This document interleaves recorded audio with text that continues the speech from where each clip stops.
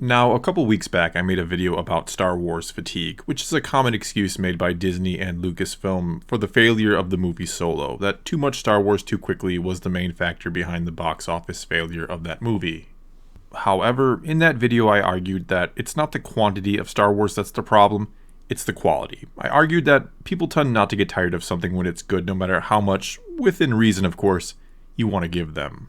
That when people are truly enjoying something, they won't get tired of it as long as you can keep expanding and building upon it in new, interesting ways, without messing up or undoing what came before, or should I say losing sight of what it's always been at its core.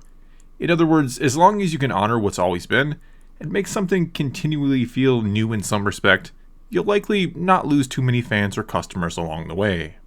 And in that video I compared the Star Wars franchise to the game World of Warcraft, because there is an eerie number of similarities between the two, or between Lucasfilm and Blizzard, the companies that own them. Yes, there are a number of differences, of course, but one could argue they've taken very similar paths over the years, and are currently in very similar positions with their fan base or customers. Anyway, at the time I said I might go ahead and make a fun video comparing the two, and this is of course that video. And obviously here on this channel, I do primarily cover Star Wars, so if you've never played World of Warcraft or WoW before, and don't know the first thing about the game, don't worry, you should still be able to follow along. Besides, this is going to be somewhere between a personal story and an actual comparison between the two that will lead to a nearly identical conclusion for both.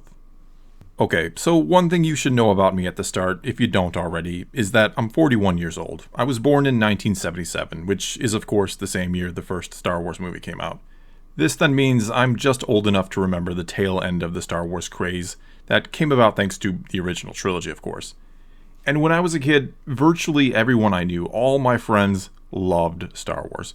We were all obsessed with it and played it all the time, whether that be during recess at school or home with our action figures or wherever else it was.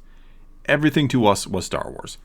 And there was just this sense of reverence around the whole thing. It was something far more than just movies to all of us. And even though as the years went by and other toys or cartoons or movies captured our immediate attention, Star Wars never drifted too far from the hearts and minds of many from my generation, and those a little bit older than me who can remember the whole Star Wars craze from when it started back in '77. In many ways, these movies not only changed the film industry forever, they defined an entire generation and had a lasting impact on myself and many, many others. One that is with me now and will be to the day I die. Skipping ahead in time now to the early to mid 2000s, I started to play a game called Star Wars Galaxies. It was an MMORPG, or massive multiplayer online role-playing game based on Star Wars obviously, and set during the Galactic Civil War, where you played a character and picked either a rebel or an Imperial, though really everyone was obsessed with trying to figure out how to become a Jedi. Anyway, it was the first MMO I'd ever played, and I generally had fun with it over the year I was into it. But at some point, I heard that a game called World of Warcraft was coming, which was an MMO based off the popular series of games simply called Warcraft from Blizzard, games I had played before and enjoyed both because, well, they were fun to play, and because I love a good story and lore, and Warcraft games certainly had plenty of all of that. So on the day WoW came out, I logged out of Star Wars Galaxies for the final time, and into WoW. And much like the first Star Wars movie many years before, this game changed everything immediately. This game set a standard that every other MMO since has been trying and failing to achieve. And though maybe I wasn't fully aware of it at the time, looking back now I realize, and many others do as well, that I was playing something special. I was experiencing something I never would again. Because this was a game made by gamers for gamers, and there was something different and pure about it that came through in the game itself. It's like you could feel the love and passion that had been put into it, much like how Star Wars had been made by George Lucas simply because of his passion and desire to tell a great story, and somehow that came across in the actual movie.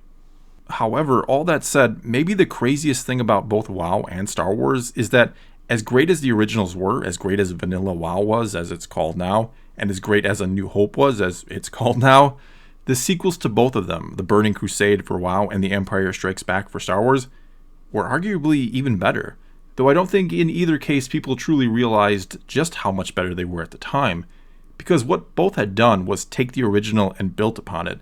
They added another layer that simply enhanced everything the originals were.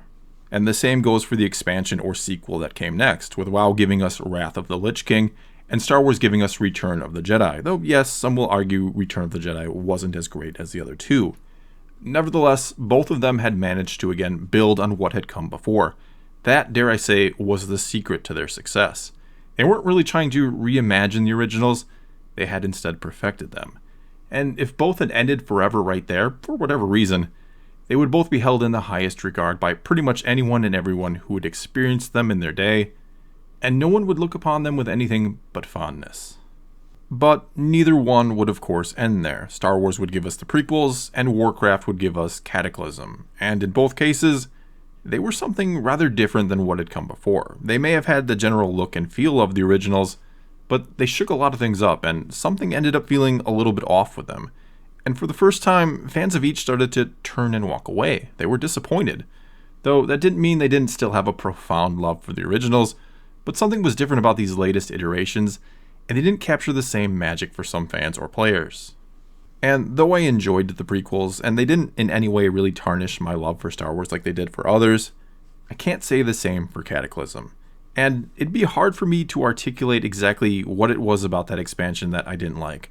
But a few months after it came out, and after having played WoW on and off, though mostly on, for the previous 7 years, I canceled my subscription and never looked back.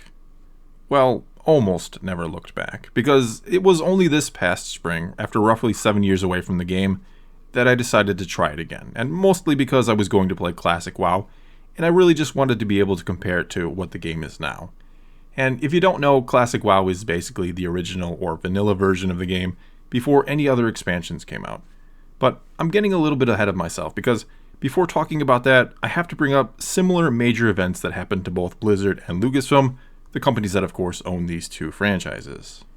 First of all, back in 2008, Blizzard merged with the larger game company Activision to essentially have more resources at their disposal. And in 2012, Lucasfilm was purchased by Disney. Now, before I go on here, I do have to point out that Wrath of the Lich King, which was a beloved expansion of course, did come out after this merger. However, most fans would argue that it's since the merger, or right after Wrath of the Lich King, that things have been all downhill for WoW, to the point where they no longer release their subscription numbers, where once upon a time, they used to brag about them. And this isn't at all unlike how many will argue that it's been all downhill for Star Wars since Lucasfilm was purchased by Disney, and that the fan base is even more divided now than it was during the prequels. Though yes, in both instances, there are people who are perfectly happy with the modern version or retail version of WoW, and those happy with Disney Star Wars. That said though, the audience or player base for both seems to be shrinking ever more as time goes by. And though there used to be a sense of reverence around both of these franchises and the companies or people responsible for bringing them to us, that's all gone now. Mainly because those who managed to originally create something truly unique and special once upon a time are also gone, and what's left now are people trying to mimic that same magic. In Star Wars, we recently got The Force Awakens, which was a nostalgia-laden movie that most people seemed to really enjoy, and it made a ton of money. While with WoW, we got Classic WoW, or the original or vanilla version of the game again, in a virtually unaltered form, which so far has been widely popular and has brought, apparently, millions of players back to the game perhaps.